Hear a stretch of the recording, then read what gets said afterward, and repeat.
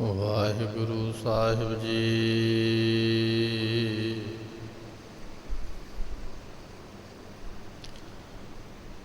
ਠਾਕੁਰ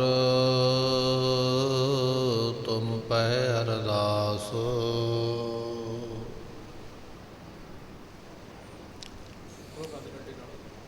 ਜਿਉ ਪਿੰਡ ਸਭ ਤੇਰੀ ਰਾਸ।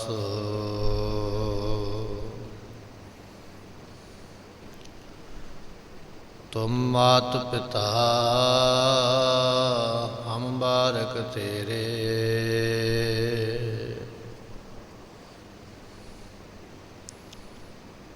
ਤੁਮਰੀ ਕਿਰਪਾ ਮੈਂ ਸੁਖ ਕਨੇਰੇ।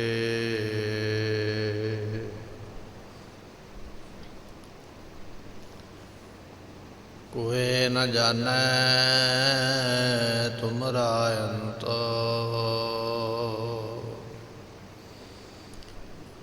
ਊਚੇ ਤੇ ਊਚਾ ਭਗਵੰਤ।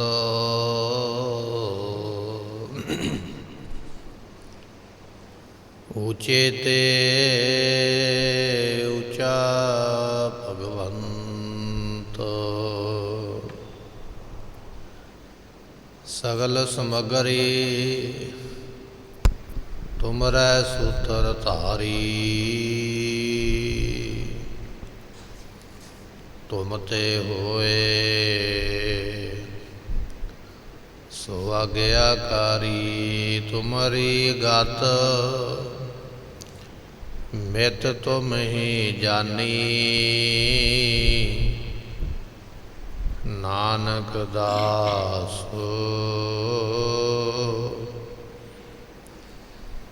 ਨਾਨਕ ਦਾਸ।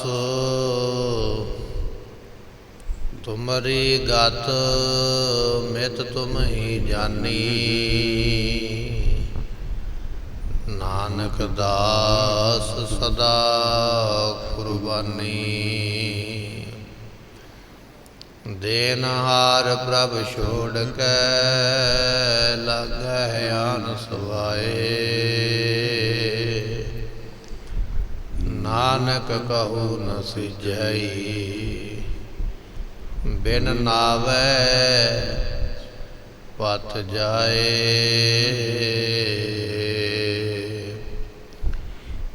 ਰਾਮ ਕਥਾ ਜੁਗ ਜੁਗ ਅਟਲ। ਸਭ ਕੋਈ ਭਾਖਤ ਨੇਤ, ਸੁਰਗਵਾਸ ਰਗਬਰ ਕਰਾ। ਸਗਦੀ ਪੁਰੀ ਸਮੇਤ ਸੁਖਾ ਟਲ ਗੁਰ ਸੇਵੀਐ, ਐਨਸ ਸਹਿਜ ਸੁਭਾਏ। ਦਰਸ਼ਨ ਪਰਸਿਐ ਗੁਰੂ ਕੈ, ਜਨਮ ਮਰਨ ਦੁਖ ਜਾਏ। ਹੋਵੈ ਸਿਫਤ ਖਸਮਗੀ, ਦੋਏ ਅਰਸੋਂ ਕੁਰਸੋਂ ਝਟੀਐ। ਤੁਧ ਡਿਠੇ ਸੱਚੇ ਪਾਤਸ਼ਾਹ, ਮਲ ਜਨਮ ਜਨਮ ਦੀ ਕੱਟੀਐ। ਤੁਧ ਡਿਠੇ ਸੱਚੇ ਪਾਤਸ਼ਾਹ, ਮਲ ਜਨਮ ਜਨਮ ਦੀ ਕੱਟੀਐ। ਸਤਨਾਮ ਸ੍ਰੀ ਵਾਹਿਗੁਰੂ ਸਾਹਿਬ ਜੀਓ। ਗੁਜਰੀ ਮਹਲਾ ਤੀਜਾ। ਰਾਮ ਰਾਮ ਸਭ ਕੋ ਕਹੈ, ਕਹਿ ਰਾਮ ਨਾ ਹੋਏ।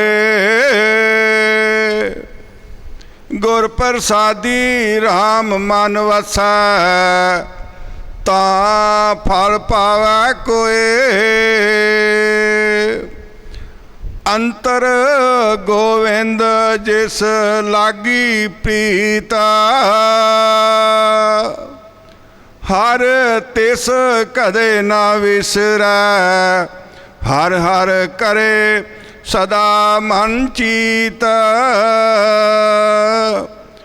ਰਾਮ ਰਾਮ ਸਭ ਕੋ ਕਹੈ, ਕਹਿਆ ਰਾਮ ਨਾ ਹੋਏ। ਵਾਹਿਗੁਰੂ ਜੀ ਕਾ ਖਾਲਸਾ ਵਾਹਿਗੁਰੂ ਜੀ ਕੀ ਫਤਿਹ। ਧੰਨ ਧੰਨ ਸਤਿਗੁਰੂ ਸ੍ਰੀ ਗੁਰੂ ਗ੍ਰੰਥ ਸਾਹਿਬ ਪਾਤਸ਼ਾਹ ਮਹਾਰਾਜ ਸਾਹਿਬ ਜੀਆਂ ਦੀ ਪਾਵਨ ਪਵਿੱਤਰ ਹਜ਼ੂਰੀ ਅੰਦਰ ਸੁਸ਼ੋਭਿਤ ਹੋ ਰਹੀ ਗੁਰੂ ਕੀ ਸੰਗਤ ਆਪ ਸੰਗਤਾਂ ਨੇ ਸਤਿਗੁਰਾਂ ਦੇ ਦਰਬਾਰ ਅੰਦਰ ਬੈਠ ਕੇ ਗੁਰਬਾਣੀ ਦੇ ਕੀਰਤਨ ਨਿਤਨੇਮ ਸਰਵਨ ਕਰਕੇ ਮਿਲਿਆ ਹੋਇਆ ਸਮਾਂ ਮਿਲੇ ਹੋਏ ਸਵਾਸ ਸਫਲੇ ਬਣਾਏ। ਸਤਿਗੁਰੂ ਪਾਤਸ਼ਾਹ ਮਹਾਰਾਜ ਸਾਹਿਬ ਜੀ ਨੇ ਸਤ ਸੰਗਤ ਦੀ ਮਹਾਨ ਮਹਿਮਾ ਨੂੰ ਗੁਰਬਾਣੀ ਦੇ ਵਿੱਚ ਜਗ੍ਹਾ ਜਗ੍ਹਾ ਤੇ ਇਸ ਗੱਲ ਦਾ ਜ਼ਿਕਰ ਕੀਤਾ। ਜਿਹੜੇ ਸੰਗਤ ਵਿੱਚ ਮਿਲ ਜਾਂਦੇ ਸੰਸਾਰ ਤੋਂ ਤਰ ਜਾਂਦੇ। ਸੰਗਤ ਕਾ ਗੁਣ ਬਹੁ ਅਧਿਕਾਈ ਪੜ ਸੂਆ ਗਣਕ ਉਧਾਰੇ। ਸੰਗਤ ਇਹੋ ਜੀ ਹੈ, ਜੇ ਗਣਕਾ ਵਰਗੀ ਵੇਸਵਾ ਨੇ ਵੀ ਸੰਗਤ ਕੀਤੀ ਹੈ ਉਹਦਾ ਵੀ ਭਲਾ ਹੋ ਗਿਆ। ਸੰਗਤ ਵਿੱਚ ਜਿਹੜਾ ਵੀ ਬੈਠਦਾ ਹੈ ਮਿਲਦਾ ਹੈ ਗੁਰਬਾਣੀ ਦੀ ਗੱਲ ਸੁਣਦਾ ਹੈ ਉਹਦਾ ਭਲਾ ਸਤਿਗੁਰੂ ਪਾਤਸ਼ਾਹ ਜੀ ਆਪ ਬਖਸ਼ਿਸ਼ ਕਰਕੇ ਕਰ ਦਿੰਦੇ। ਵੱਡਿਆਂ ਭਾਗਾਂ ਦੇ ਨਾਲ ਇਹ ਅੰਮ੍ਰਿਤ ਬਚਨ ਸਤਿਗੁਰਾਂ ਦੇ ਸਾਨੂੰ ਸਰਵਣ ਕਰਨ ਵਾਸਤੇ ਪ੍ਰਾਪਤ ਹੋ ਰਹੇ ਨੇ। ਆਓ ਕੁਝ ਸਮੇਂ ਵਾਸਤੇ ਮਨ ਬਿਰਤੀਆਂ ਟਿਕਾਈਏ, ਸਤਿਗੁਰਾਂ ਦੇ ਪਵਿੱਤਰ ਬਚਨ ਸਰਵਨ ਕਰਕੇ ਲਾਹਾ ਪ੍ਰਾਪਤ ਕਰੀਏ। ਮਿਲ ਕੇ ਆਖੀਏ ਸਤਨਾਮ ਸ੍ਰੀ ਵਾਹਿਗੁਰੂ ਸਾਹਿਬ ਜੀ। ਸਤਨਾਮ ਸ੍ਰੀ ਵਾਹਿਗੁਰੂ ਸਾਹਿਬ ਜੀਓ। ਗੁਜਰੀ ਮਹਲਾ ਤੀਜਾ। ਰਾਮ ਰਾਮ ਸਭ ਕੋ ਕਹੈ, ਕਹਿਆ ਰਾਮ ਨ ਹੋਏ। ਧੰਨ ਗਰੀਬ ਨਵਾਜ ਸਤਿਗੁਰੂ ਗੁਰੂ ਅਮਰਦਾਸ ਪਾਤਸ਼ਾਹ ਜੀ, ਜਿਨ੍ਹਾਂ ਨੇ ਗੋਇੰਦਵਾਲ ਦੀ ਧਰਤੀ ਨੂੰ ਭਾਗ ਲਾਉਂਦਿਆਂ ਹੋਇਆਂ, ਖਡੂਰ ਸਾਹਿਬ ਦੀ ਧਰਤੀ ਨੂੰ ਭਾਗ ਲਾਉਂਦਿਆਂ ਹੋਇਆਂ ਸੇਵਾ ਤੇ ਸਿਮਰਨ ਦਾ ਰੂਪ ਹੋ ਗਏ। ਐਸੇ ਸਤਿਗੁਰਾਂ ਦੇ ਇਹ ਜਿਹੜੇ ਬਚਨ ਹਨ ਉਹ ਆਪਾਂ ਸਰਵਣ ਕਰ ਰਹੇ ਹਾਂ। ਸਤਿਗੁਰੂ ਪਾਤਸ਼ਾਹ ਫਰਮਾਉਂਦੇ ਨੇ, ਰਾਮ ਰਾਮ ਸਭ ਕੋ ਕਹੈ। ਜ਼ੁਬਾਨ ਦੇ ਨਾਲ ਤੇ ਹਰੇਕ ਬੰਦਾ ਰਾਮ ਰਾਮ ਕਹਿੰਦਾ ਹੈ। ਰਾਮ ਰਮਈਆ ਹਰੇਕ ਹੀ ਜ਼ੁਬਾਨ ਦੇ ਨਾਲ ਕਹਿੰਦਾ, ਪਰ ਜ਼ੁਬਾਨ ਦੇ ਨਾਲ ਕਹਿੰਦਿਆਂ ਕਹਿੰਦਿਆਂ ਉਸ ਰਾਮ ਨੂੰ ਹਿਰਦੇ ਵਿੱਚ ਨਹੀਂ ਉਤਾਰਿਆ। ਜ਼ੁਬਾਨ ਦੇ ਨਾਲ ਤੇ ਕਹਿ ਛੱਡਿਆ ਰਾਮ ਰਾਮ ਰਾਮ ਰਾਮ, ਬੜਾ ਰਟਨ ਕੀਤਾ ਹੈ, ਬੜਾ ਜਪਿਆ ਹੈ, ਪਰ ਕੇਵਲ ਜਪਿਆ ਹੈ ਦੁਨੀਆ ਨੂੰ ਸੁਣਾਉਣ ਵਾਸਤੇ, ਦੁਨੀਆ ਨੂੰ ਦੱਸਣ ਵਾਸਤੇ ਕਿ ਮੈਂ ਰਾਮ ਦਾ ਨਾਮ ਜਪਦਾ ਪਿਆ। ਪਹਿਲਾਂ ਡੰਕਾ ਵਜਾਇਆ ਗਿਆ, ਦੁਨੀਆ ਵਿੱਚ ਮਸ਼ਹੂਰੀ ਕੀਤੀ ਗਈ, ਮੈਂ ਇੰਨੇ ਦਿਨ ਵਾਸਤੇ ਇੰਨਾ ਸਮਾਂ ਇਸ ਥਾਂ ਤੇ ਬੈਠਾਂਗਾ, ਇੰਨੀ ਵਾਰੀ ਰਾਮ ਦਾ ਨਾਮ ਕਵਾਂਗਾ। ਕੇਵਲ ਜ਼ੁਬਾਨ ਤੱਕ ਕਹਿਣ ਤੱਕ ਸੀਮਤ ਰਹਿ ਗਿਆ ਔਰ ਦੁਨੀਆ ਮੇਰੀ ਮਸ਼ਹੂਰੀ ਕਰੇ, ਵਡਿਆਈ ਕਰੇ, ਦੁਨੀਆ ਵਿੱਚ ਮੈਂ ਪ੍ਰਸਿੱਧ ਹੋ ਜਾਵਾਂ। ਕੇਵਲ ਇਸ ਵਾਸਤੇ ਰਾਮ ਦੇ ਨਾਮ ਨੂੰ ਦੁਨੀਆ ਨੂੰ ਵਿਖਾਉਣ ਵਾਸਤੇ ਜਪਿਆ ਹੈ। ਜਾਂ ਗਿਣਤੀ ਵਿੱਚ ਪੈ ਗਿਆ ਵੀ ਗਿਣਤੀ ਕਰਕੇ ਇੰਨਾ ਜਪਣਾ ਹੈ। ਪਾਤਸ਼ਾਹ ਕਹਿਣ ਲੱਗੇ ਰਾਮ ਰਾਮ ਸਭ ਕੋ ਕਹੈ। ਬੰਦਿਆ, ਜਿਵੇਂ ਤੂੰ ਰਾਮ ਰਾਮ ਕੇਵਲ ਜ਼ੁਬਾਨ ਦੇ ਨਾਲ ਕਹਿੰਦਾ, ਇਸੇ ਤਰ੍ਹਾਂ ਤੇਰੇ ਵਾਂਗ ਪਤਾ ਨਹੀਂ ਹੋਰ ਕਿੰਨੇ ਕੁ ਸੰਸਾਰ ਵਿੱਚ ਇਸੇ ਤਰ੍ਹਾਂ ਰਾਮ ਰਾਮ ਕਹਿੰਦੇ ਨੇ, ਪਰ ਕਹਿਆ ਰਾਮ ਨਾ ਹੋਏ। ਕੱਲਾ ਕਹਿਣ ਦੇ ਨਾਲ ਰਾਮ ਨਹੀਂ ਹੋਣਾ, ਕਿਉਂਕਿ ਉਸ ਰਾਮ ਨੂੰ ਪ੍ਰਾਪਤ ਕਰਨਾ ਪੈਣਾ ਹੈ। ਜਿਸ ਤਰ੍ਹਾਂ ਭਾਈ ਗੁਰਦਾਸ ਜੀਆਂ ਨੇ ਲਿਖਿਆ ਹੈ, ਕਹਿਣ ਲੱਗੇ ਭਾਈ ਪਿਆਰਿਆ ਬਚਨ ਇਹ ਹੈ ਕਿ ਖਾਂਡ ਖਾਂਡ ਕਹੈ, ਜਿਹਵਾ ਨਾ ਸਵਾਦ ਮੀਠੋ ਆਵੇ। ਭਾਈ ਗੁਰਦਾਸ ਜੀ ਕਹਿਣ ਲੱਗੇ ਬੰਦਾ ਬੈਠਾ ਇਕੱਲਾ ਇੰਨਾ ਹੀ ਕਹਿ ਛੱਡੇ ਮੂੰਹ ਦੇ ਨਾਲ ਕਿ ਖੰਡ ਹੈ, ਗੁੜ ਹੈ ਜਾਂ ਸ਼ਹਿਦ ਹੈ, ਜਿੰਨਾ ਮਰਜ਼ੀ ਕਹੀ ਜਾਵੇ, ਪਰ ਕਹਿਣ ਦੇ ਨਾਲ ਉਹ ਸਵਾਦ ਨਹੀਂ ਆਉਣਾ ਜਿਹੜਾ ਸਵਾਦ ਉਹਨੂੰ ਖਾਧਿਆਂ ਆਉਣਾ ਹੈ। ਜਿੰਨਾ ਚਿਰ ਖਾਂਦਾ ਨਹੀਂ ਲਿਆ ਕੇ ਜ਼ੁਬਾਨ 'ਤੇ ਰੱਖਦਾ ਨਹੀਂ, ਉਨਾ ਚਿਰ ਉਹਦਾ ਆਨੰਦ ਨਹੀਂ ਆਵੇਗਾ। ਕੇਵਲ ਕਹਿਣ ਦੀ ਗੱਲ ਹੈ ਤੇ ਕਹਿਆ ਉਹ ਗੱਲ ਬਣਨੀ ਨਹੀਂ ਹੈ। ਜਾਂ ਆਪਾਂ ਇਸ ਤਰ੍ਹਾਂ ਵੀ ਕਹਿ ਸਕਦੇ ਹਾਂ ਕਿ ਇਹ ਮਨੁੱਖ ਕੇਵਲ ਕਹਿੰਦਾ ਹੈ ਪਰ ਕਰਦਾ ਨਹੀਂ। ਜਿੰਨਾ ਚਿਰ ਕਰਦਾ ਨਹੀਂ ਹੈ ਕਮਾਈ, ਉਨਾ ਚਿਰ ਪ੍ਰਾਪਤੀ ਨਹੀਂ ਹੈ। ਮਹਾਰਾਜ ਕਹਿਣ ਲੱਗੇ ਕਹਿਆ ਰਾਮ ਨਾ ਹੋਏ, ਇਕੱਲਾ ਕਹਿਣ ਦੇ ਨਾਲ ਨਹੀਂ ਉਹ ਗੱਲ ਬਣਨੀ, ਉਸ ਰਾਮ ਨੂੰ ਪ੍ਰਾਪਤ ਕਰਨ ਦਾ ਵੀ ਯਤਨ ਕਰ। ਕਬੀਰ ਸਾਹਿਬ ਜੀ ਵੀ ਬਖਸ਼ਿਸ਼ ਕਰਦੇ ਨੇ, ਕਹਿਣ ਲੱਗੇ ਕਿ ਭਾਈ ਪਿਆਰਿਆ ਬਚਨ ਇਹ ਹੈ ਵੀ ਰਾਮ ਰਾਮ ਨੂੰ ਕਹਿਣ ਵਾਲੇ ਪਤਾ ਨਹੀਂ ਕਿੰਨੇ ਕੁ ਆਏ ਕਿੰਨੇ ਕੁ ਚਲੇ ਗਏ, ਪਰ ਕਹਿਣ ਦੇ ਨਾਲ ਪ੍ਰਾਪਤੀ ਨਹੀਂ ਹੈ। ਕਬੀਰ ਰਾਮ ਕਹਿਣ ਮੈਂ ਭੇਦ ਹੈ ਤਾਂ ਮੈਂ ਏਕ ਵਿਚਾਰ। ਰਾਮ ਕਹਿਣ ਦੇ ਵਿੱਚ ਬੜਾ ਫਰਕ ਹੈ, ਉਹਦੇ ਵਿੱਚ ਇੱਕ ਵਿਚਾਰ ਹੈ। ਉਹ ਵਿਚਾਰ ਤੈਨੂੰ ਗੁਰੂ ਕੋਲੋਂ ਸੋਝੀ ਮਿਲੇਗੀ, ਗਿਆਨ ਹੋਵੇਗਾ, ਪ੍ਰਾਪਤੀ ਹੋਵੇਗੀ ਵੀ ਰਾਮ ਨੂੰ ਕਿਵੇਂ ਜਪਣਾ ਹੈ। ਪਾਤਸ਼ਾਹ ਕਹਿਣ ਲੱਗੇ ਮਨਮੁਖ ਹਰ ਹਰ ਕਰ ਥੱਕੇ, ਮੈਲ ਨਾ ਸਕੀ ਧੋਏ। ਪਹਿਲਾ ਬਚਨ ਇਹ ਹੈ ਵੀ ਜਿਹੜਾ ਮਨਮੁਖ ਬੰਦਾ ਹੈ, ਜਿਹਨੇ ਮਨ ਨੂੰ ਮੁਖੀ ਰੱਖਿਆ, ਗੁਰੂ ਵਾਲੇ ਪਾਸੇ ਚੱਲਿਆ ਨਹੀਂ, ਰਾਮ ਤੇ ਉਹ ਵੀ ਕਹਿੰਦਾ ਹੈ, ਰੱਬ ਦੇ ਨਾਮ ਨੂੰ ਤੇ ਉਹ ਵੀ ਜਪਦਾ ਪਿਆ, ਪਰ ਮੈਲ ਨਹੀਂ ਮਨ ਦੀ ਲਾ ਸਕਿਆ। ਕਿਉਂ? ਕਿਉਂਕਿ ਪੂਰੇ ਗੁਰੂ ਨੂੰ ਮਿਲਿਆ ਹੀ ਨਹੀਂ, ਕੇਵਲ ਵੇਖਾ ਵੇਖੀ ਵਿੱਚ ਨਾਮ ਜਪਦਾ ਰਿਹਾ। ਆਪਾਂ ਵੇਖਦੇ ਆ ਨਾ ਵਾਹਿਗੁਰੂ ਮੰਤਰ ਤੇ ਸਾਰੇ ਹੀ ਕਹਿੰਦੇ ਨੇ। ਜਿਹੜਾ ਕੋਈ ਨਸ਼ੇ ਦੀ ਵਰਤੋਂ ਕਰਦਾ, ਜਿਹੜਾ ਪਤਤ ਹੈ, ਜਿਹੜਾ ਗਿਰਿਆ ਹੋਇਆ, ਉਹ ਵੀ ਵਾਹਿਗੁਰੂ ਕਹਿੰਦਾ ਹੈ। ਰਾਮ ਵੀ ਬੜੇ ਲੋਕ ਕਹਿੰਦੇ ਨੇ, ਅੱਲਾ ਵੀ ਬੜੇ ਲੋਕ ਕਹਿੰਦੇ ਨੇ, ਪਰ ਕਹਿਣ ਦੇ ਨਾਲ ਗੱਲ ਤਾਂ ਨਹੀਂ ਬਣੀ ਵੀ ਜਿਹੜੀ ਮਰਿਆਦਾ ਰੱਖਣੀ ਚਾਹੀਦੀ ਸੀ, ਜਿਹੜਾ ਹੁਕਮ ਮੰਨਣਾ ਚਾਹੀਦਾ ਸੀ, ਉਹ ਨਹੀਂ ਮੰਨਿਆ, ਕੇਵਲ ਕਹਿਣ ਤੱਕ ਸੀਮਤ ਰਿਹਾ। ਤੇ ਜੇ ਹੁਣ ਸਤਿਗੁਰੂ ਗੋਬਿੰਦ ਸਿੰਘ ਮਹਾਰਾਜ ਸਾਹਿਬ ਜੀ ਦੀ ਮਰਿਆਦਾ ਦੀ ਗੱਲ ਕਰੀਏ ਤੇ ਪਹਿਲਾਂ ਗੁਰੂ ਧਾਰਨ ਕਰਨਾ ਪਵੇਗਾ। ਗੁਰੂ ਦੇ ਕੋਲ ਜਾ ਕੇ ਫਿਰ ਸਾਨੂੰ ਮੰਤਰ ਲੈਣਾ ਪਵੇਗਾ, ਆਪਣੇ ਆਪ ਲਿਆ ਕੋਈ ਗੱਲ ਨਹੀਂ ਬਣੇਗੀ। ਪੰਜ ਪਿਆਰੇ ਸਾਹਿਬਾਨ ਤੋਂ ਮੰਤਰ ਮਿਲੇਗਾ, ਉਹ ਸਾਨੂੰ ਜਪਾ ਦੇਣਗੇ ਵਾਹਿਗੁਰੂ ਵਾਹਿਗੁਰੂ ਵਾਹਿਗੁਰੂ। ਜਦੋਂ ਗੁਰੂ ਦੇ ਕੋਲੋਂ ਉਪਦੇਸ਼ ਲੈ ਕੇ ਉਸ ਦੀ ਕਮਾਈ ਕਰਾਂਗੇ, ਭਲਾ ਤਾਂ ਹੋਣਾ ਹੈ। ਪਰ ਸਾਨੂੰ ਹਾਲੇ ਤੱਕ ਇਹ ਸਮਝ ਨਹੀਂ ਆਈ ਵੀ ਗੁਰੂ ਧਾਰਨ ਕਰਨਾ ਕਿੰਨਾ ਜ਼ਰੂਰੀ ਹੈ। ਅਸੀਂ ਤੇ ਐਵੇਂ ਹੀ ਸਮਝ ਛੱਡਿਆ ਵੀ ਚਲੋ ਜਪਣਾ ਹੀ ਹੈ, ਫਲਾਣਾ ਜਪਦਾ ਤੇ ਉਹਦੇ ਵੱਲ ਵੇਖ ਕੇ ਮੈਂ ਜਪ ਲਵਾਂ।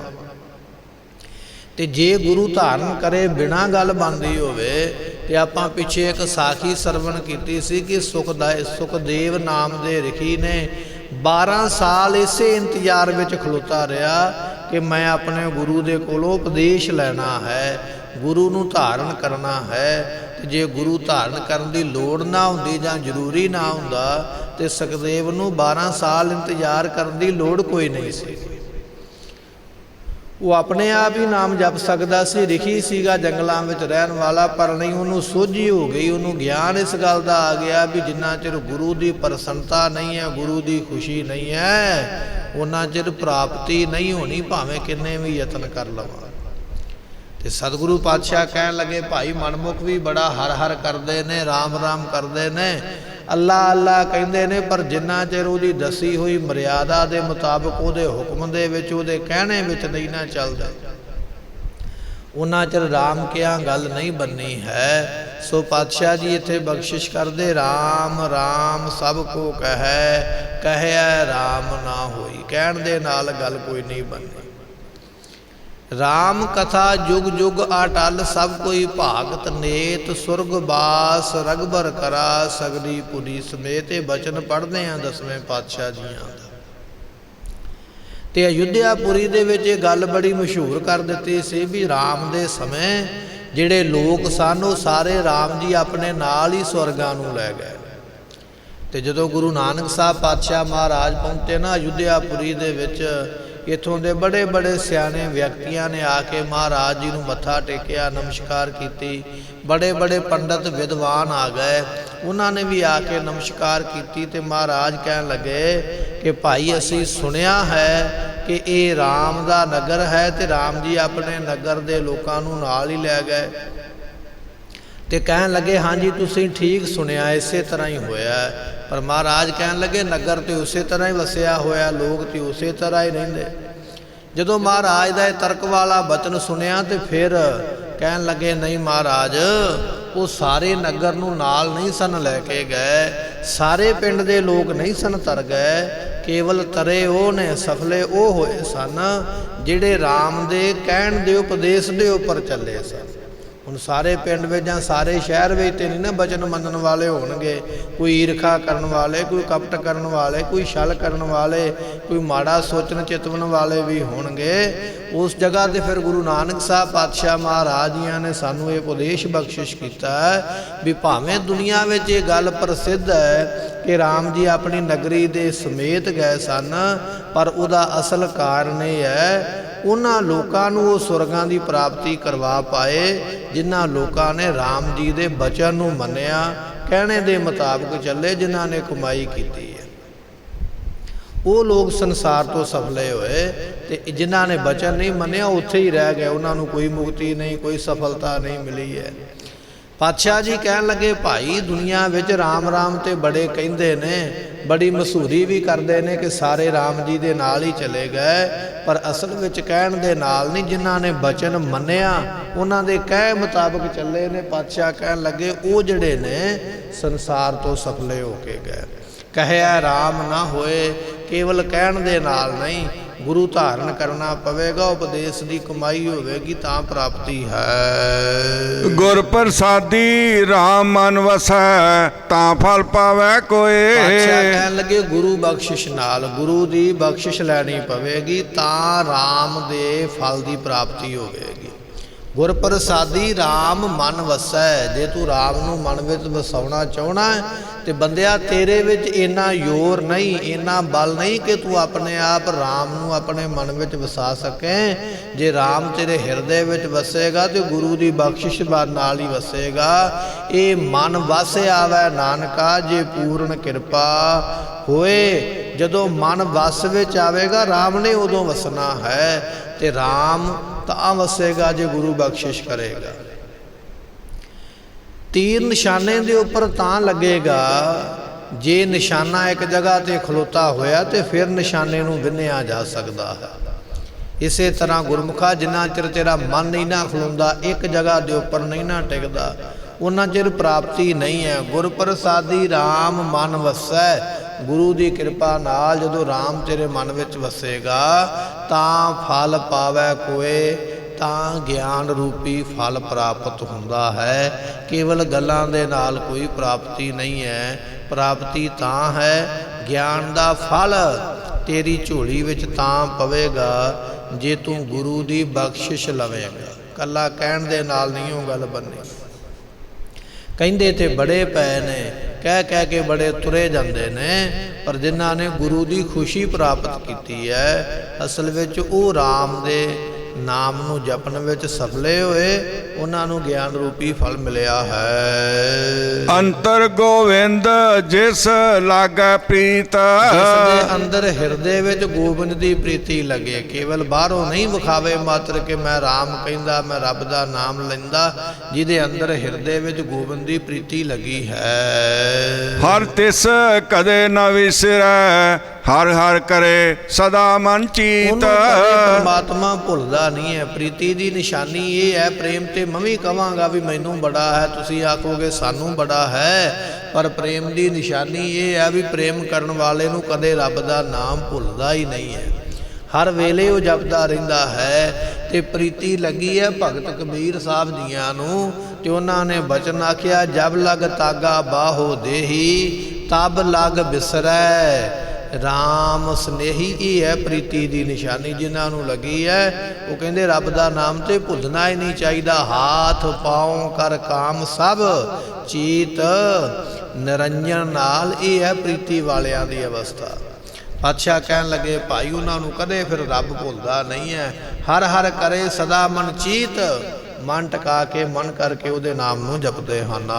ਰਹਾਉ ਹਿਰਦੈ ਜਿਨ ਕੇ ਕਪਟ ਵਸੈ, ਬਾਹਰੋਂ ਸੰਤ ਕਹਾਏ। ਉਹਨਾਂ ਦੀ ਗੱਲ ਕੀਤੀ ਹੈ ਜਿਨ੍ਹਾਂ ਨੇ ਨਾਮ ਨੂੰ ਜਪਿਆ। ਹੁਣ ਉਹਨਾਂ ਦੀ ਗੱਲ ਕਰਦੇ ਨੇ ਜਿਹੜੇ ਕਪਟੀ ਲੋਕ ਨੇ, ਛਲੀਏ ਨੇ, ਬਾਹਰੋਂ ਕੁਝ ਹੋਰ ਨੇ, ਅੰਦਰੋਂ ਕੁਝ ਹੋਰ ਨੇ।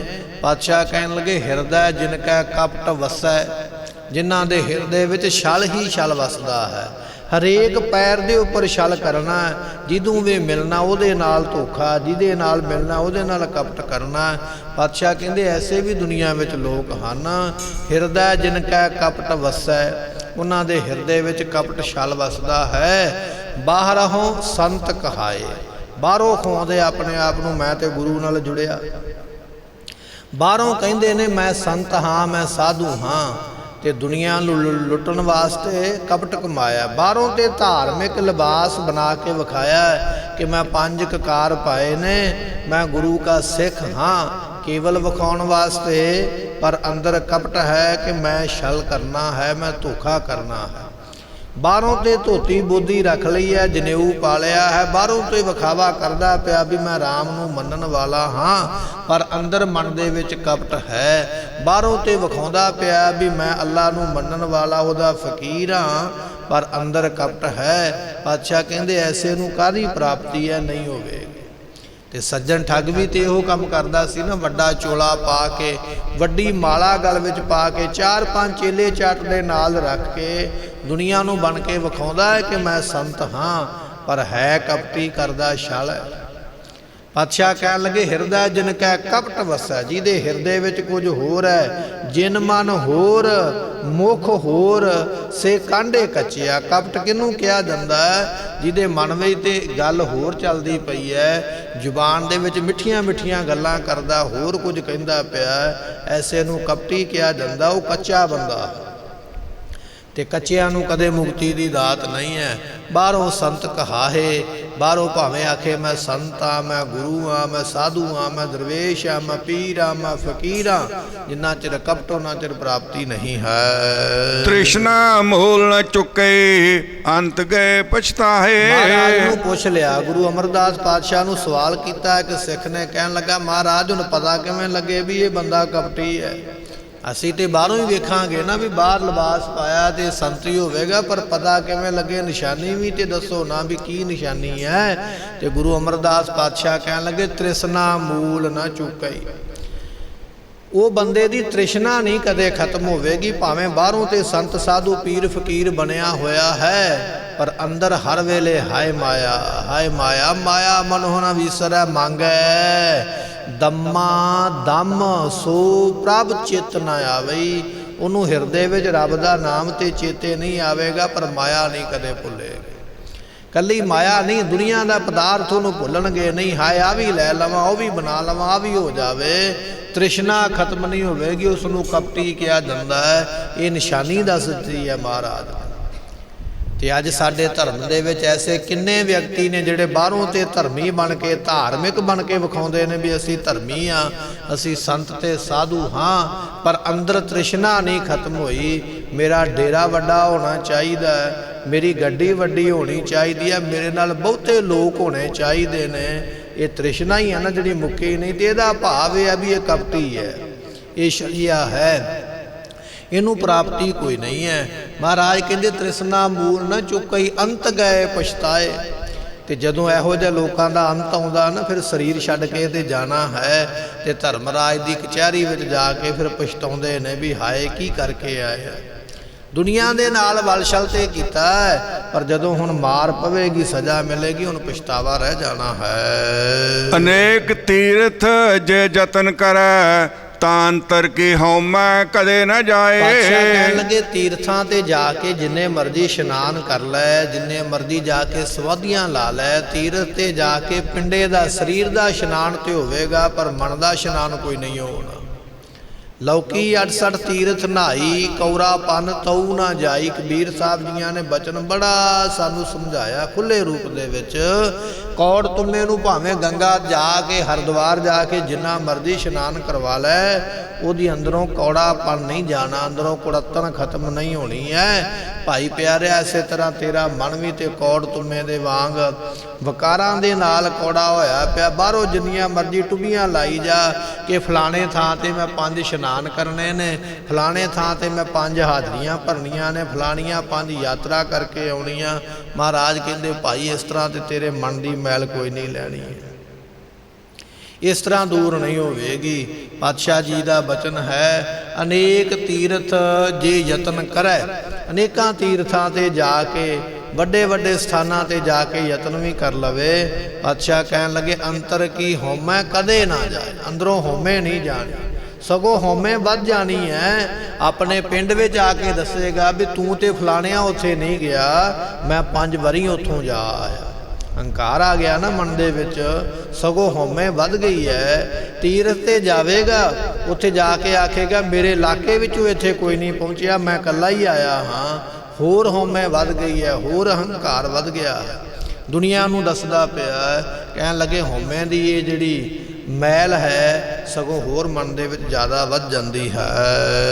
ਜਿਸ ਨਰ ਕੀ ਦੁਬਦਾ ਨਾ ਜਾਏ, ਧਰਮ ਰਾਏ ਤਿਸ ਦੇ ਸਜਾਏ। ਜਿਸ ਬੰਦੇ ਦੀ ਦੁਬਦਾ ਨਹੀਂ ਜਾਂਦੀ, ਦੁਬਦਾ ਕਹਿੰਦੇ ਨੇ ਦਵੈਸ਼, ਦਵੈਸ਼ ਨਾਮ ਈਰਖਾ, ਜਿਹਦੇ ਮਨ ਵਿੱਚੋਂ ਈਰਖਾ ਨਹੀਂ ਗਈ ਹੈ, ਜਿਹਦੇ ਮਨ ਵਿੱਚ ਈਰਖਾ ਦੀ ਮੈਲ ਭਰੀ ਹੋਈ ਹੈ ਕਿ ਫਲਾਣੇ ਦਾ ਭਲਾ ਨਹੀਂ ਹੋਣਾ ਚਾਹੀਦਾ, ਫਲਾਣੇ ਨੂੰ ਕੁਝ ਸੁੱਖ ਨਹੀਂ ਮਿਲਣਾ ਚਾਹੀਦਾ, ਹਰੇਕ ਵੇਲੇ ਹਰੇਕ ਦੀਆਂ ਲੱਤਾਂ ਖਿੱਚਦੇ ਰਹਿਣਾ, ਦੁੱਖ ਦਿੰਦੇ ਰਹਿਣਾ।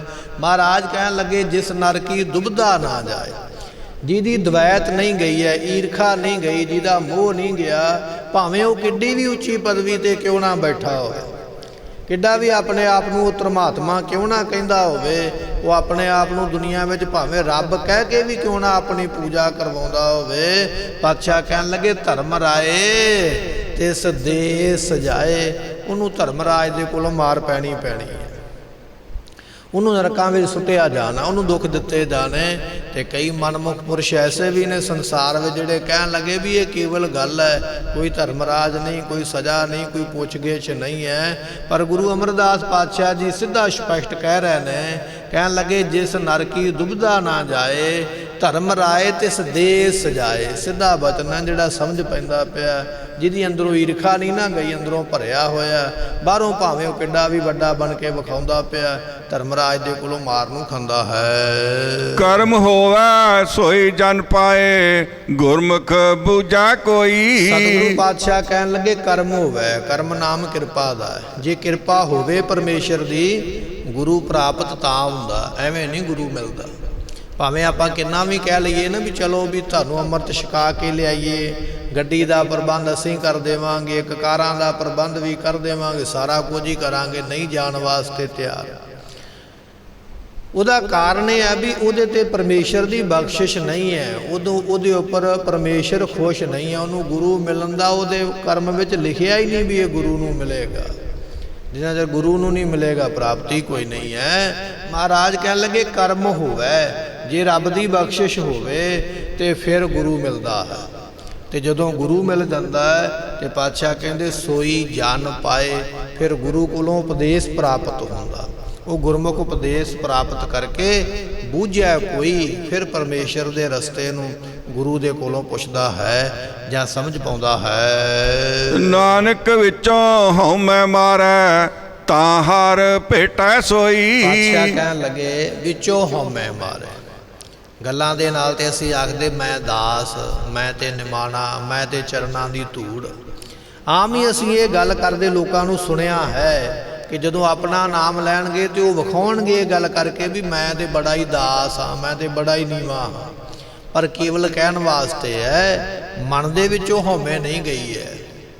ਜੇ ਮਨ ਦੇ ਵਿੱਚੋਂ ਨਹੀਂ ਹਉਮੈ ਗਈ ਤੇ ਦੋ ਬਚਨ ਉਹਦੇ ਨਾਲ ਕੋਈ ਇਹੋ ਜਿਹਾ ਕਰਕੇ ਵੇਖ, ਉਹ ਤੈਨੂੰ ਉਸੇ ਵੇਲੇ ਦੱਸੇਗਾ ਵੀ ਮਨ ਵਿੱਚ ਕਿੰਨਾ ਕੁ ਉਦਾਸ ਬਣਿਆ ਹੈ, ਮਨ ਵਿੱਚ ਕਿੰਨਾ ਕੁ ਸੇਵਕ ਬਣਿਆ ਹੈ। ਅੰਦਰ ਸੇਵਕ ਨਹੀਂ ਬਣਿਆ ਹੈ, ਕੇਵਲ ਬਾਹਰੋਂ ਗੱਲਾਂ ਵਾਲਾ ਹੀ ਸੇਵਕ ਹੈ। ਪਾਤਸ਼ਾਹ ਕਹਿਣ ਲੱਗੇ ਭਾਈ ਨਾਨਕ ਵਿੱਚੋਂ ਹਉਮੈ ਮਾਰੇ, ਜਿੰਨਾ ਚਿਰ ਹਿਰਦੇ ਵਿੱਚੋਂ ਹਉਮੈ ਨੂੰ ਖਤਮ ਨਹੀਂ ਕਰਦਾ ਉਹਨਾਂ ਚਿਰ ਪ੍ਰਾਪਤੀ ਨਹੀਂ ਹੈ। ਤਾਂ ਹਰ ਭੇਟੈ ਸੋਈ, ਜਿਹਦੀ ਹਿਰਦੇ ਦੀ ਹਉਮੈ ਗਈ ਹੈ ਉਹਨੂੰ ਹਰੀ ਮਿਲਦਾ, ਉਹਨੂੰ ਗੁਰੂ ਦੀ ਪ੍ਰਾਪਤੀ ਹੁੰਦੀ ਹੈ। ਗੋਜਰੀ ਮਹਲਾ ਤੀਜਾ, ਤਿਸ ਜਨ ਸ਼ਾਂਤ ਸਦਾ ਮਤ ਨਿਹਚਲ, ਜਿਸ ਕਾ ਅਭਿਮਾਨ ਗਵਾਏ। ਜਿਹਦੇ ਉੱਪਰ ਗੁਰੂ ਕਿਰਪਾ ਕਰੇ ਹੰਕਾਰ ਉਹਦਾ ਦੂਰ ਹੁੰਦਾ। ਜਿਹਦਾ ਹੰਕਾਰ ਦੂਰ ਹੋ ਗਿਆ ਤਿਸ ਜਨ ਸ਼ਾਂਤ, ਉਸ ਨੂੰ ਸ਼ਾਂਤੀ ਮਿਲਦੀ ਹੈ, ਮਨ ਕਰਕੇ ਸ਼ਾਂਤ ਹੋ ਜਾਂਦਾ, ਮਨ ਟਿਕਾ ਵਿੱਚ ਆ ਜਾਂਦਾ ਹੈ। ਸਦਾ ਮਤ ਨਿਹਚਲ, ਉਹਦੀ ਜਿਹੜੀ ਮਤੀ ਹੈ ਨਾ ਬੁੱਧੀ, ਉਹ ਸਥਿਰ ਹੋ ਜਾਂਦੀ ਹੈ, ਡਾਵਾਂ ਡੋਲ ਨਹੀਂ ਹੁੰਦੀ ਹੈ। ਸਾਡੀ ਮਤ ਹਰ ਵੇਲੇ ਡਾਵਾਂ ਡੋਲ ਹੁੰਦੀ ਹੈ। ਅਸੀਂ ਜਿਵੇਂ ਦੁਕਾਨ ਤੇ ਸਬਜ਼ੀ ਜਾਂ ਫਲ ਲੈਣ ਵਾਸਤੇ ਜਾਂਦੇ ਹਾਂ, ਇੱਕ ਦੁਕਾਨ ਤੇ ਨਹੀਂ ਖਲੋਂਦੇ, ਕਈਆਂ ਥਾਵਾਂ ਤੇ ਭੜਕਦੇ ਆ, ਭਰਮਦੇ ਆ। ਇਸੇ ਤਰ੍ਹਾਂ ਜਦੋਂ ਅਸੀਂ ਕਿਸੇ ਧਾਰਮਿਕ ਸਥਾਨ ਤੇ ਵੀ ਜਾਂਦੇ ਆ, ਉਦੋਂ ਵੀ ਜਾ ਕੇ ਅਸੀਂ ਭੜਕਦੇ ਹਾਂ ਵੀ ਇਹ ਸਥਾਨ ਛੋਟਾ ਹੈ, ਉਹ ਦੂਜਾ ਸਥਾਨ ਵੱਡਾ ਹੈ, ਇਹ ਸਾਧੂ ਛੋਟਾ ਹੈ ਤੇ ਫਲਾਣਾ ਵੱਡਾ ਹੈ। ਸਾਡੀ ਬੁੱਧੀ ਹਰ ਵੇਲੇ ਭੜਕਦੀ ਰਹਿੰਦੀ ਹੈ। ਪਾਤਸ਼ਾਹ ਕਹਿੰਦੇ ਆਪਣੀ ਬੁੱਧੀ ਨੂੰ ਨਿਸ਼ਚਲ ਕਰਨਾ ਕਰ, ਟਿਕਾਉਣਾ ਕਰ। ਜਦੋਂ ਅਭਿਮਾਨ ਗਵਾਏਗਾ ਤਾਂ ਤੇਰੇ ਮਨ ਵਿੱਚ ਸ਼ਾਂਤੀ ਆਉਣੀ ਹੈ। ਸੋ ਜਨ ਨਿਰਮਲ ਜੇ ਗੁਰਮੁਖ ਬੂਝਾ, ਹਰ ਚਰਨੀ ਚਿਤ ਲਾਏ। ਜਿਹੜੇ ਗੁਰੂ ਦੇ ਕੋਲ ਆਏ ਨੇ, ਗੁਰੂ ਕੋਲੋਂ ਉਪਦੇਸ਼ ਬੁੱਝਦੇ ਨੇ, ਜਾਣਦੇ ਨੇ, ਉਹ ਨਿਰਮਲ ਹੋ ਜਾਂਦੇ, ਪਵਿੱਤਰ ਹੋ ਜਾਂਦੇ, ਉਹਨਾਂ ਦੇ ਮਨ ਦੀ ਮੈਲ ਦੂਰ ਹੋ ਜਾਂਦੀ ਹੈ। ਹਰ ਚਰਨੀ ਚਿਤ ਲਾਏ। ਇਹੋ ਜਿਹਾ ਗੁਰਮੁਖ ਜਦੋਂ ਹਰੀ ਹਰ ਪਰਮੇਸ਼ਰ ਦੇ ਜਾਂ ਪਰਮੇਸ਼ਰ ਰੂਪ ਗੁਰੂ ਦੇ ਚਰਨਾਂ ਨਾਲ ਚਿੱਤ ਲਾਉਂਦੇ, ਉਹ ਨਿਰਮਲ ਹੋ ਜਾਂਦੇ ਹਨ। ਹਰ ਚੇਤ ਅਚੇਤ ਮਨਾ, ਜੋ ਇੱਛੇ ਸੋ ਫਲ ਹੋਈ। ਪਾਤਸ਼ਾਹ ਕਹਿਣ ਲੱਗੇ ਅਚੇਤ, ਅਚੇਤ ਤੋਂ ਭਾਵ ਹੁੰਦਾ ਬੇਸਮਝ, ਅਗਿਆਤ, ਜਿਹਨੂੰ ਸੋਝੀ ਕੋਈ ਨਾ ਹੋਵੇ, ਗਿਆਨ ਕੋਈ ਨਾ ਹੋਵੇ। ਐ ਬੇਸਮਝ ਮਨ ਰੱਬ ਨੂੰ ਚੇਤੇ ਕਰ, ਸਾਵਧਾਨ ਹੋ, ਗੁਰੂ ਨੂੰ ਚੇਤੇ ਕਰ। ਇਸ ਵਾਸਤੇ ਤੂੰ ਦੁਨੀਆ ਵਿੱਚ ਆਇਆ ਹੈ। ਸਾਡਾ ਮਨ ਬੇਸਮਝ ਹੈ, ਗਾਫਲ ਦੀ ਨੀਂਦ ਸੁੱਤਾ ਹੋਇਆ ਹੈ, ਸਾਨੂੰ ਸੋਝੀ ਕੋਈ ਨਹੀਂ ਹੈ। ਪਾਤਸ਼ਾਹ ਜੀ ਸਾਵਧਾਨ ਕਰਦੇ ਆ, ਮਨਾ ਬੇਸਮਝੀ ਛੱਡ ਕੇ, ਬੇਫਿਕਰੀ ਛੱਡ ਕੇ ਫਿਕਰ ਕਰ ਪਰਮੇਸ਼ਰ ਦੇ ਨਾਮ ਦਾ, ਸਮਝ ਕਰ ਉਹਦੇ ਨਾਮ ਦੀ, ਤਾਂ ਤੇਰਾ ਭਲਾ ਹੋਣਾ ਹੈ। ਤੇ ਜਦੋਂ ਉਹਦਾ ਨਾਮ ਜਪੇਗਾ, ਜੋ ਇੱਛੇ ਹੈ ਸੋ ਫਲ ਪਾਏ। ਜਿਹੜੀ ਤੇਰੀ ਇੱਛਾ ਹੋਵੇਗੀ ਉਹ ਫਲ ਤੈਨੂੰ ਪ੍ਰਾਪਤ ਹੋਣਾ ਹੈ। ਗੁਰ ਪ੍ਰਸਾਦੀ ਹਰ ਰਸ ਪਾਵੈ, ਪੀਵਤ ਰਹੈ ਸਦਾ ਸੁਖ ਹੋਈ। ਜਿਨ੍ਹਾਂ ਦੇ ਉੱਪਰ ਗੁਰੂ ਬਖਸ਼ਿਸ਼, ਗੁਰੂ ਰਹਿਮਤ ਹੋਈ ਹੈ, ਹਰੀ ਪਰਮੇਸ਼ਰ ਦੇ ਨਾਮ ਰਸ ਨੂੰ ਪਾ ਕੇ ਉਸ ਦੇ ਨਾਮ ਰਸ ਨੂੰ ਛਕਦੇ ਨੇ, ਸਦਾ ਵਾਸਤੇ ਉਹਨਾਂ ਨੂੰ ਸੁਖ ਹੁੰਦਾ ਹੈ। ਰਹਾਉ ਸਤਿਗੁਰ ਭੇਟੇ ਤਾਂ ਪਾਰਸ ਹੋਵੈ, ਪਾਰਸ ਹੋਏ ਤਾਂ ਪੂਜ ਕਰਾਏ। ਪਾਤਸ਼ਾਹ ਜੀ ਬਖਸ਼ਿਸ਼ ਕਰਦੇ ਨੇ, ਕਹਿਣ ਲੱਗੇ ਗੁਰੂ ਭਾਈ ਪਾਰਸ ਹੈ। ਗੁਰੂ ਪਾਰਸ ਵੀ ਇਹੋ ਜਿਹਾ ਜਿਹੜਾ ਸਿੱਖ ਜਗਿਆਸੂ ਗੁਰੂ ਨਾਲ ਮਿਲੇਗਾ, ਗੁਰੂ ਉਸ ਨੂੰ ਵੀ ਆਪਣੇ ਵਰਗਾ ਪਾਰਸੀ ਬਣਾ ਲਵੇਗਾ। ਤੇ ਆਪਣੇ ਕੋਲ ਇਤਿਹਾਸ ਹੈ ਗੁਰੂ ਨਾਨਕ ਸਾਹਿਬ ਜੀਆਂ ਦਾ। ਗੁਰੂ ਨਾਨਕ ਸਾਹਿਬ ਪਾਰਸ ਨੇ, ਤੇ ਭਾਈ ਲਹਿਣਾ ਸਾਹਿਬ ਜੀ ਮਿਲੇ ਤੇ ਉਹਨਾਂ ਨੂੰ ਵੀ ਆਪਣੇ ਵਰਗਾ ਪਾਰਸ ਬਣਾ ਲਿਆ, ਆਪਣੇ ਵਰਗਾ ਹੀ ਗੁਰੂ ਬਣਾ ਲਿਆ। ਤੇ ਗੁਰੂ ਅੰਗਦ ਸਾਹਿਬ ਮਹਾਰਾਜ ਜੀ ਪਾਰਸ ਰੂਪ ਹੋ ਗਏ। ਜਦੋਂ ਗੁਰੂ ਅਮਰਦਾਸ ਪਾਤਸ਼ਾਹ ਮਿਲੇ ਸਿੱਖ ਦੇ ਰੂਪ ਦੇ ਵਿੱਚ, ਆਪਣੀ ਸੰਗਤ ਦੇ ਕੇ, ਸਿਮਰਨ ਦੇ ਕੇ, ਸੇਵਾ ਦੇ ਕੇ ਆਪਣੇ ਵਰਗਾ ਹੀ ਪਾਰਸ ਉਹਨਾਂ ਨੂੰ ਬਣਾ ਕੇ, ਤੇ ਗੁਰੂ ਅਮਰਦਾਸ ਪਾਤਸ਼ਾਹ ਨੂੰ ਗੁਰੂ ਬਣਾ ਕੇ ਤਖਤ ਤੇ ਬਿਰਾਜਮਾਨ ਕਰ ਦਿੱਤਾ। ਪਾਤਸ਼ਾਹ ਕਹਿਣ ਲੱਗੇ ਗੁਰੂ ਦੀ ਵਡਿਆਈ ਹੈ ਕਿ ਗੁਰੂ ਆਪਣੇ ਸਿੱਖ ਨੂੰ ਆਪਣੇ ਵਰਗਾ ਹੀ ਬਣਾ ਲੈਂਦਾ ਹੈ। ਪਾਰਸ ਭੇਟਿਆ, ਪਾਰਸ ਹੋਏ। ਸੋ ਜਿਹੜੇ ਗੁਰੂ ਰੂਪੀ ਪਾਰਸ ਦੇ ਨਾਲ ਮਿਲਦੇ ਨੇ, ਉਹ ਸਿੱਖ ਵੀ ਗੁਰੂ ਦਾ ਰੂਪ ਹੀ ਹੋ ਜਾਂਦੇ ਹਨ, ਗੁਰੂ ਵਰਗੇ ਹੀ ਬਣ ਜਾਂਦੇ ਹਨ। ਤੇ ਫਿਰ ਇਹੋ ਜਿਹਾ ਪਾਰਸ ਦੀ ਦੁਨੀਆ ਪੂਜਾ ਕਰਦੀ ਹੈ। ਗੁਰੂ ਨਾਨਕ ਸਾਹਿਬ ਨੇ ਇਹੋ ਜਿਹਾ ਪਾਰਸ ਬਣਾਇਆ ਕਿ ਭਾਈ ਲਹਿਣਾ ਸਾਹਿਬ ਨੂੰ ਤਮਾਮ ਜਗਤ ਨਮਸਕਾਰ ਕਰਦਾ ਪਿਆ, ਗੁਰੂ ਅੰਗਦ ਸਾਹਿਬ ਦੇ ਰੂਪ ਦੇ ਵਿੱਚ। ਐਸੀ ਮਹਾਰਾਜ ਪੂਜਾ ਕਰਾਉਂਦੇ ਹਨ।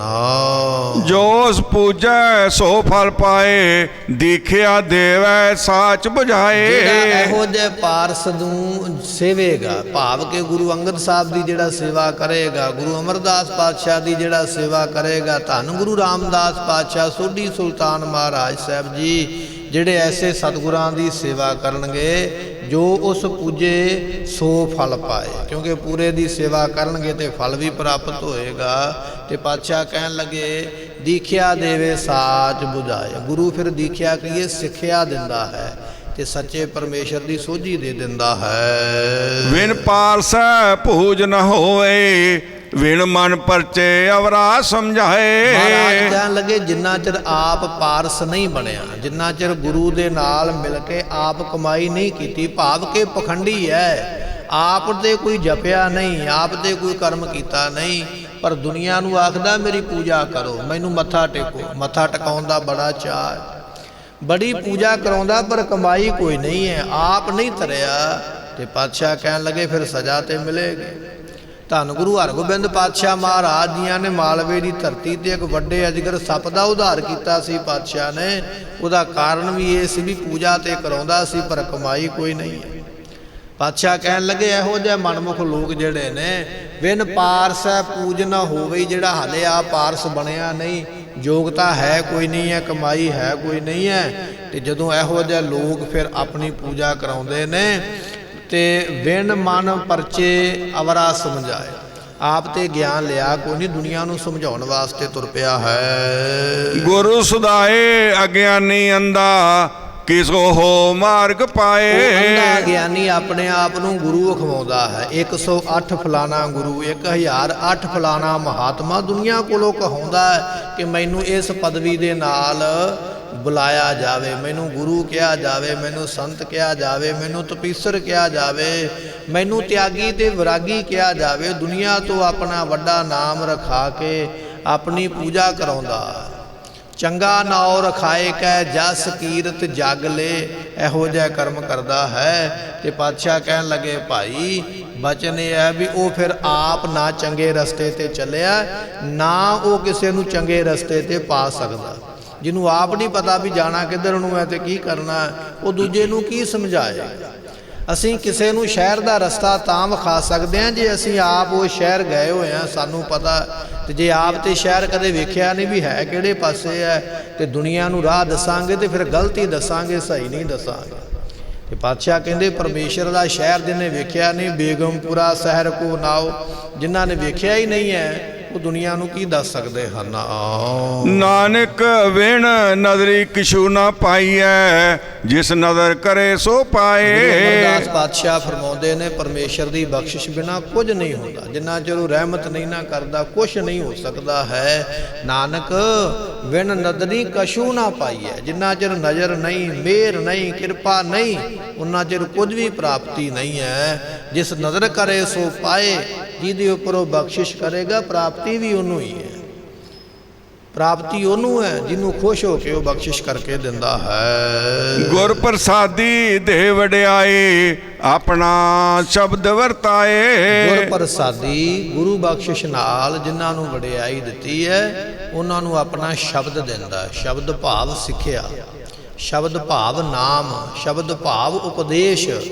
ਜਿਨ੍ਹਾਂ ਦੇ ਉੱਪਰ ਬਖਸ਼ਿਸ਼ ਕਰਦਾ ਹੈ ਗੁਰੂ ਪ੍ਰਸੰਨ ਹੁੰਦਾ ਹੈ, ਉਹਨਾਂ ਨੂੰ ਫਿਰ ਆਪਣਾ ਸ਼ਬਦ ਦੇ ਕੇ ਫਿਰ ਨਾਲ ਵਡਿਆਈ ਵੀ ਦਿੰਦਾ ਹੈ। ਜਨ ਨਾਨਕ ਗੁਰਮੁਖ ਪ੍ਰਗਟ ਹੋਏ, ਜਿਸ ਨੀਚ ਕੋ ਕੋਈ ਨਾ ਜਾਣੈ, ਨਾਮ ਜਪਤ ਹੋ ਚਹੂ ਪੁੰਟ ਮਾਨੈ। ਐਸੀ ਬਖਸ਼ਿਸ਼ ਕਰਦਾ ਹੈ, ਉਹਨਾਂ ਗੁਰਮੁਖਾਂ ਦੀ ਫਿਰ ਵਡਿਆਈ ਕਰਵਾ ਦਿੰਦਾ ਜਿਨ੍ਹਾਂ ਨੂੰ ਸ਼ਬਦ ਦਾ ਉਪਦੇਸ਼ ਬਖਸ਼ਿਸ਼ ਕਰਦਾ। ਸਮੇਂ ਦੀ ਸਮਾਪਤੀ, ਭੁੱਲਾਂ ਦੀ ਮੁਆਫੀ, ਬਚਨ ਗੁਰੂ ਕਾ ਹਿਰਦੇ ਵਸੇ, ਭੁੱਲਾਂ ਦਾਸ ਦੀਆਂ ਮੁਆਫ ਕਰਨੀਆਂ। ਦੇਹੋ ਸੱਜਣਾ ਸੀਸੜੀਆਂ, ਜੋ ਹੋਵੈ ਸਾਹਿਬ ਸਿਓ ਮੇਲ। ਨਾਨਕ ਵਿਣ ਨਦਰੀ ਕਿਛੂ ਨਾ ਪਾਈਐ, ਜਿਸ ਨਦਰ ਕਰੇ ਸੋ ਪਾਏ। ਗੁਰ ਪ੍ਰਸਾਦੀ ਦੇ ਵਡਿਆਈ,